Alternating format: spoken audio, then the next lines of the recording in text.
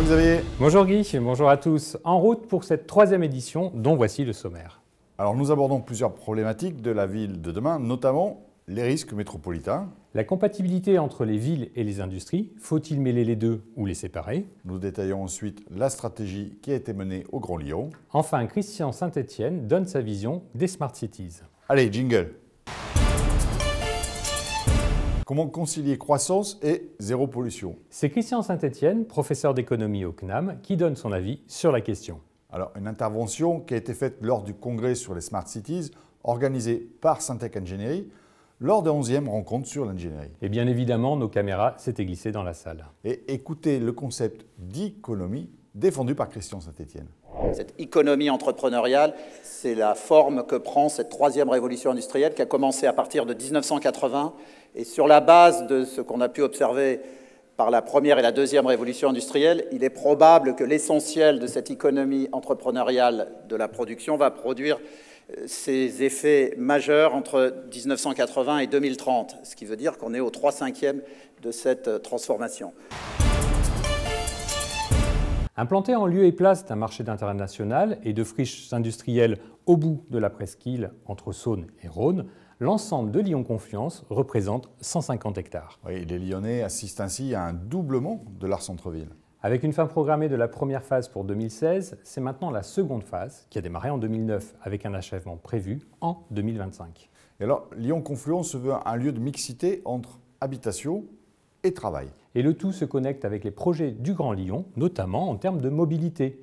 Mais derrière les concepts se cache de la technologie. Et écoutons à ce propos Maxime Valentin, il est responsable technique à Confluence. Il nous parle d'énergie positive, de cogénération.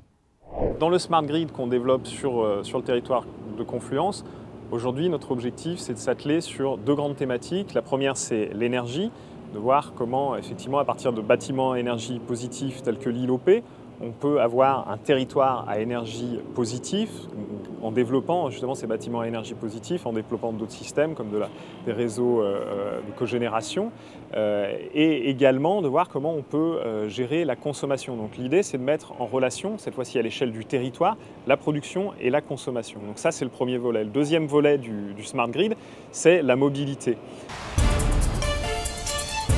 L'une des finalités des villes de demain, ce sera l'attractivité. Et pour cela, il faut apporter des réponses en termes de transport, d'énergie et de qualité de vie. Alors pour parvenir à leur fin, les différentes régions devront travailler ensemble, notamment celles qui se rejoignent sur une métropole. C'est sur le sujet du développement durable que Jacques Bigot, président de la communauté urbaine de Strasbourg, appuie le discours de Christian Saint-Etienne et parle notamment de gouvernance de proximité. Le développement durable ne pourra se faire que s'il y a un nouveau modèle de gouvernance et qui soit une gouvernance de proximité. J'aime beaucoup ce que les jeunes ingénieurs ont dit, c'est-à-dire que la question demain sur la gouvernance métropolitaine, c'est certes les transports, mais ça, je dirais que c'est derrière nous. La logique est déjà entamée. C'est les questions énergétiques. Si on veut développer les énergies renouvelables et si on veut du mix énergétique, ça ne pourra se faire que par une gouvernance territorialisée. C'est évident. La question des traitements des déchets va être majeure. On sait qu'on en produit toujours plus. Comment est-ce qu'on va faire pour traiter ces déchets et essayer de retrouver par le traitement des déchets des solutions aussi qui vont permettre de produire de l'énergie. Et de ce point de vue-là, je dis aux jeunes ingénieurs qui sont là, aux étudiants, il y a des champs extraordinaire de réflexion et de développement.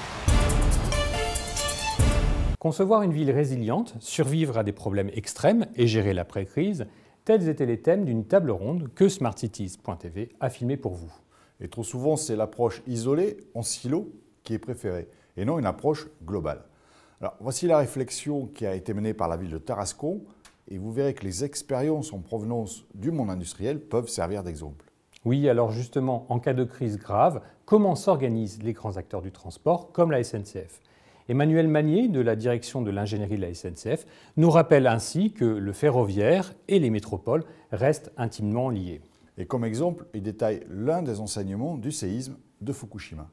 Le retour d'expérience sur un séisme de magnitude 9, ce qui est... Bon, déjà, ils ne savaient pas. Ils n'avaient pas prévu que ça pouvait aller jusque-là. Ce n'était pas dans leur scénario. Okay. Mais finalement, ça n'a pas été exactement le sujet. Le sujet, c'est que dans certains endroits, ce qui est une méthode adaptée par rapport aux risques majeurs, il était d'importance pour eux d'avoir la possibilité d'un système de transport qui restait en l'état pour pouvoir évacuer, voilà, même si d'autres choses ne restaient pas en l'état.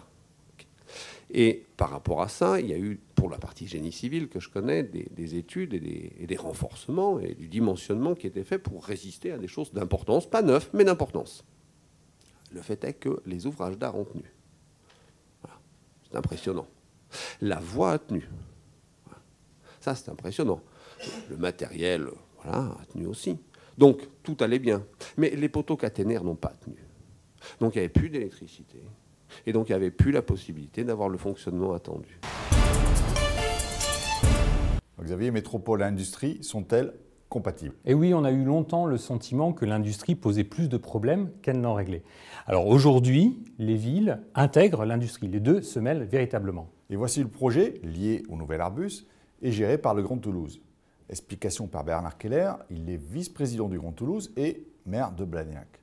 Il parle d'Airbus, mais vous verrez également que le syndrome AZF reste dans les mémoires. Et dans ce sujet, il aborde également la synergie entre métropole et industrie.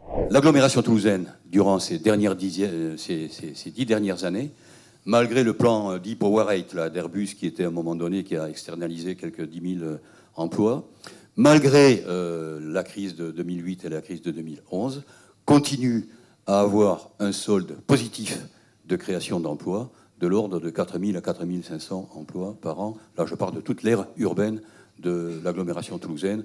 Il est clair que la locomotive aéronautique y est pour beaucoup. Je devrais parler un petit peu aussi des industries spatiales qui sont importantes sur notre agglomération. Tout ça y participe. Il peut y avoir donc une bonne synergie, y compris affective, entre une métropole et l'industrie. Et c'est ainsi que s'achève ce troisième MAC de smartcities.tv. Et comme toujours, vous pourrez retrouver l'ensemble de nos reportages sur nos chaînes YouTube ou Dailymotion. Et notez dès à présent que nous préparons une semaine dédiée aux diverses problématiques des Smart Cities. Je vous dis donc à bientôt. Au revoir.